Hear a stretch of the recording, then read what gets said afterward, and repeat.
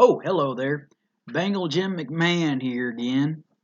Been taking a little bit of a break from the NFL scene since now we got Roger Goodell in there telling us what to do and all that. I decided to take a brief hiatus as I did find a new team. I'm not in the Windy City anymore. I found my way at the Queen City now. The Who Dey. Anyway, after our Rams loss we had last month, 2 months ago now, the football scene had just been all over the place, and I want to take a break from all the sports media and all that and all the trades, especially with that damn Tom Brady trade. So I decided to take a break and start having some drinks and chilling for a little while. Go get some hot ladies and go drive my fancy sports cars I got in the money from Coach Ditka and from all those car dealerships up in Chicago. So this time I thought about doing something different, talk about some sleazy 80s horror movies. My first series of these 80s horror films I'll be trying to do at least every Friday or Saturday. All depends what's all going on in the world. Coach Jacob may try to get me to come back and go smoke some cigars with him. I don't know, but we'll find out. Anyway, the first selection of this series I will be doing is I will talk about the first Sleepaway Camp film. Now, basically, the first thing to talk about the movie Sleepaway Camp is I'll talk about the plot. The plot of the film starts off with these two siblings and their uncle. They go onto a lake trip and they have an accident. Supposedly, the brother dies and the uncle dies. I'll try my best to give some mild warnings. There might be some spoilers. I'll try not to give it away, give it spoiler free, but hell, half y'all watching this video has already seen this damn movie anyway by now. I know y'all have, because I just discovered this movie on DVD not too long ago. I didn't realize that it was even around. I didn't even know what DVD was till about 1998. My first wife showed me what it looked like.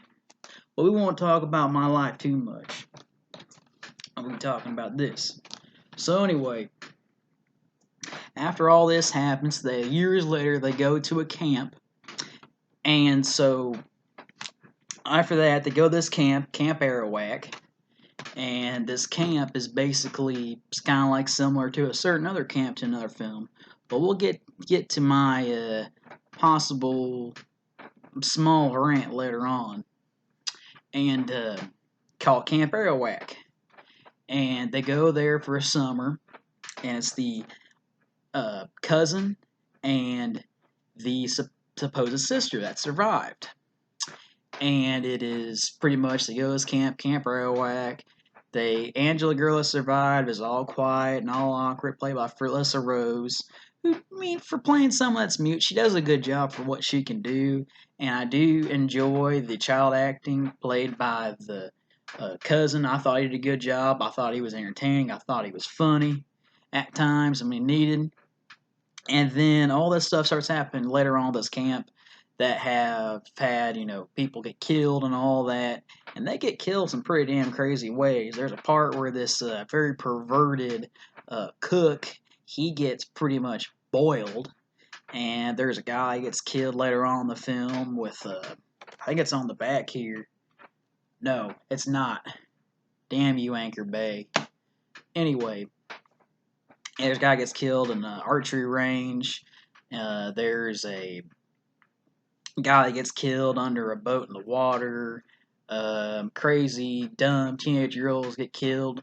I mean, there's all kinds of stuff going on, and some kind of cool. The killer is on the point of view camera, like the camera is the killer. That's one of my big pluses of this film. Now, my negatives of the film, it's too similar of a film that I've seen before. I know I'm going to say this, and I've said this before. This film right here, the original Friday the 13th, is a better horror film and a slasher film than the first Sleepaway Camp. The first Friday the 13th film had some good kills, had better acting. While the first Sleepaway Camp, I will say, had some good acting. This one here had some more charm that felt more kind of like a little bit as I thought it was, similar to an exploitation film. And the killer reveal, as I know a lot of people here know about, the killer has a weenie, Oscar Mayer wiener. And ends up being, spoilers ahead, that the killer is really the boy that survived, and he got a sex change and became a woman, came Angela. And in my opinion, the reveal is just shock value. I mean, it's not just something that I can just be like, oh god damn, that's insane. I mean, when I'm watching, this with Betsy Palmer, at least I can, be like, wow, she seems like a nice old woman. Why does she do all this? This one here is just like, I don't know. What's the best way to describe it? Overall, my first thought on this, out of a couple slashing footballs I got here, deflated footballs, I'd give it probably about out of 5 deflated footballs. And maybe some Budweiser cans. I don't know how I'm going to rate these. So this is going to be my first one. I haven't done these in a long time. Probably since the 90s. As I reviewed Jason Goes to Hell in the outside of Soldier Field. Back then, right after my former boss, Coach Dick, got fired, I reviewed Jason Goes to Hell. That was a pretty damn crazy film to see. I give this 5. I give this 2.5 Budweiser. I give this 2.5 Budweiser cans and 2.5 hangovers out of 5. This could have been better in my opinion. It had some good acting. It had some creativity with it. However, the sequels that I'll talk about later on, I think were better. They had better acting. They had better kills. But this one here, Sleepaway Camp, in my opinion, is overrated. If you want to watch a camp film from the early 80s, give Friday the 13th a watch instead. That's all I have to say. Y'all have a good night, good weekend, and cheers.